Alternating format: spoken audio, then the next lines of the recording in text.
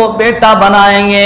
اس کا گورنر کہہ رہا ہے ہم اس کو بچوں کی طرح پالیں گے. وہ کیوں کہہ رہا تھا؟ اللہ فرماتے ہیں مجھ سے پوچھو تو میں تمہیں بتاؤں. وَكَذَلِكَ مَكَّنَّا لِيُوسُفَ فِي الْأَرْضِ. مفسرین فرماتے ہیں کذالک میں کاف لبیان الکمال ہے. اللہ فرماتے ہیں کذالک یہ میری قدرت کا کمال ہے. مکنا لیوسف ہم نے یوسف کو زمین میں ٹھکانہ عطا فرما دیا. جس یوسف کو باپ کے گھر سے نکال کر کنویں میں ڈالا گیا تھا ہم نے اس یوسف کو زمین میں ٹھکانہ عطا فرما دیا. کذالک یہ ہماری قدرت کا کمال ہے. یہ کس کی قدرت کا کمال ہے بولو سبحان اللہ. کذالک پہ تھوڑی ذرا بات کروں. قرآن کریم میں جہاں اللہ اپنی قدرت کو بیان کرتے ہیں نا اور کوئی ایسا عمل دکھاتے ہیں جو عام ضابطے اور قانون میں مشکل ہوتا ہے وہاں پہ اللہ کذالک فرماتے ہیں. مثال کے طور پہ توجہ کرنا جی. زکریہ علیہ السلام نے بڑھاپے میں اللہ سے اولاد مانگی اور اللہ تعالیٰ نے بشارت سنائی یا زکریہ انا نبشرک بغلام ہم تجھے بیٹا دینے والے ہیں. حضرت زکریہ علیہ السلام نے سوال کیا اے میرے پروردگار میری ہڈیاں کمزور ہیں, سر بڑھاپے میں سفیدی کے شعلے مار رہا ہے, وامرأتی عاقر بیوی بانجھ ہے, اس حالت میں بیٹا ہوگا کیسے؟ بیٹا انا یکون لی غلام بیٹا کیسے ہوگا؟ یعنی ایک سوال ہے میں جوان ہو جاؤں گا بیوی ٹھیک ہو جائے گی کیسے بیٹا ہوگا؟ قرآن بیان کرتا ہے رب نے جواب میں فرمایا قال کذالک قال ربک اسی طرح ہو جائے گا. تو بوڑھے کا بوڑھا رہے گا بیوی باندھ کی باندھ رہے گی اور میں اللہ بیٹا دے دوں گا. ارے جوانوں کے ہاں تو بیٹے ہوتے ہی رہتے ہیں, بوڑھے اور باندھ کو بیٹا عطا کروں. قال کذالک یہی تو میری قدرت کا کمال ہے. یہی تو میری قدرت کا کمال ہے. اور جب مریم علیہ السلام کے پاس جبرائیل علیہ السلام گئے تھے نا اور ان کو کہا تھا کہ میں اللہ کی طرف سے لأہب لک غلاما زکیہ تجھے بیٹے کی خوشخبری اور بشارت سنانے کے لیے آیا ہوں, رب کی طرف سے بیٹے کی خبر دینے کے لیے آیا ہوں, بیٹا دینے کے لیے آیا ہوں. تو مریم نے کہا تھا میرا بیٹا کیسے ہوگا؟ لم یمسسنی بشر ولم اک بغیہ آج تک کسی انسان نے مجھے چھوا تک نہیں ہے, نکاح میرا نہیں ہوا, برائی کا میں نے ارادہ اور خیال بھی نہیں کیا, میرا بیٹا کیسے ہوگا کنوارے پن میں؟ تو کہا تھا قال کذالک قال ربک. اللہ فرماتے ہیں نکاح کے بعد میں بیٹے دیتے ہی رہتا ہوں, کبھی کبھی کنواری بچی کو بیٹا دے دوں, یہی تو میری قدرت کا کمال ہے. قال کذالک جزاک اللہ قال کذالک اللہ نے فرمایا یہی تو میری قدرت کا کمال ہے. اب توجہ کرنا, سوال پیدا ہوتا ہے میرے اور آپ کے دل میں.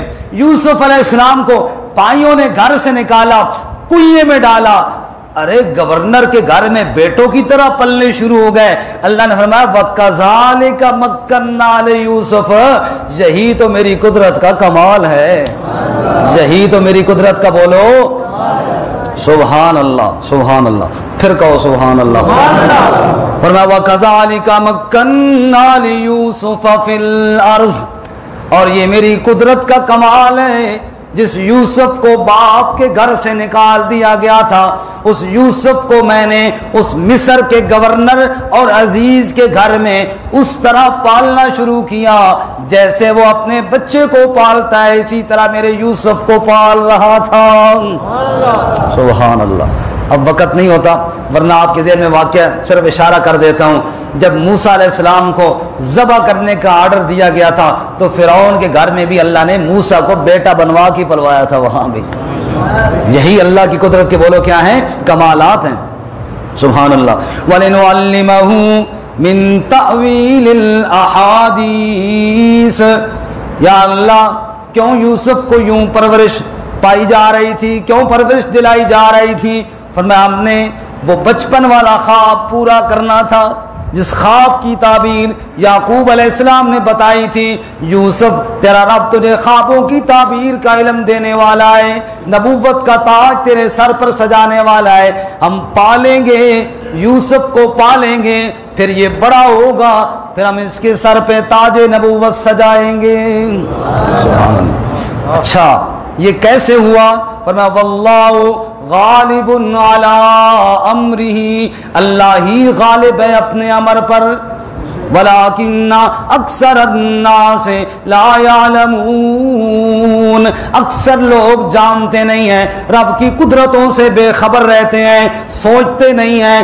جس موسیٰ کو قتل کا آرڈر دیا گیا تھا، اس موسیٰ کو فرعون اپنے گھر میں پالتا رہا، جس یوسف کو کنویں میں ڈالا گیا تھا، اس یوسف کو عزیز مصر کس طرح پال رہا ہے۔ اور الم یجدک یتیما فآویٰ، آئیے ذرا اپنے نبی کی طرف بھی ایک نگاہ مار کر جائیے۔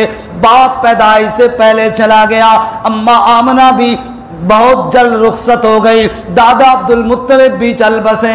اللہ فرماتے ہیں الم یجدک یتیما فآویٰ، یتیم کو پوری کائنات کا امام بنانے والے کو رب کہا جاتا ہے۔ واللہ غالب علی امرہ، اللہ ہی غالب ہوتا ہے اپنے امر پر۔ شاعر نے کیا کہا؟ توجہ کرنا، یہ میرا ایمان ہے میرے الہ تیرے سوا،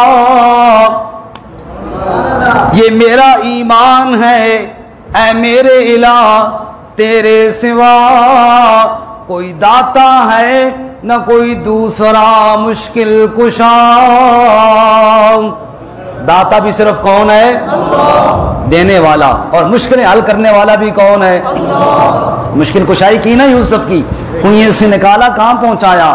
یہ میرا ایمان ہے اے میرے الہ کہ تیرے سوا کوئی داتا ہے نہ کوئی دوسرا مشکل کشا، تیری قدرت تیری حکمت کتنی رنگا رنگ ہے، تیری قدرت تیری حکمت کتنی رنگا رنگ ہے، زہر بھی پیدا کیا تیری آنکھ بھی پیدا کیا،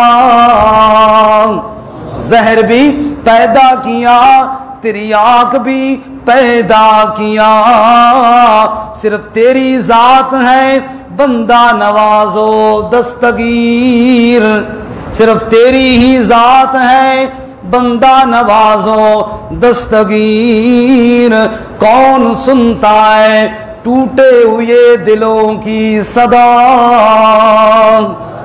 ٹوٹے ہوئے دلوں کی صدایں سننے والا کون ہے؟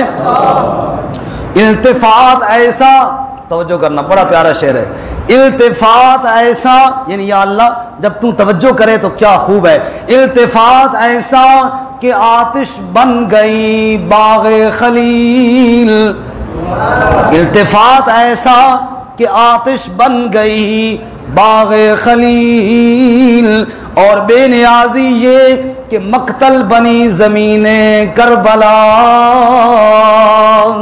اور بے نیازی پہ آیا نواس رسول ذبح ہو گیا کربلا میں، التفات ایسا کہ آتش بن گئی باغ خلیل، اور بے نیازی ایسی کہ مقتل بنی زمین کربلا، گویا ذرہ ذرہ پتا پتا کہہ رہا ہے لا الہ، ذرہ ذرہ پتا پتا کہہ رہا ہے لا الہ الا اللہ، تو پھر کیوں نہ کہوں جو رب چاہے سو ہی ہو، تو دکھ میں اس کے آگے رو، اور منت کر دامن پھیلا لا الہ واللہ غالب علی امرہ ولکن اکثر الناس لا یعلمون۔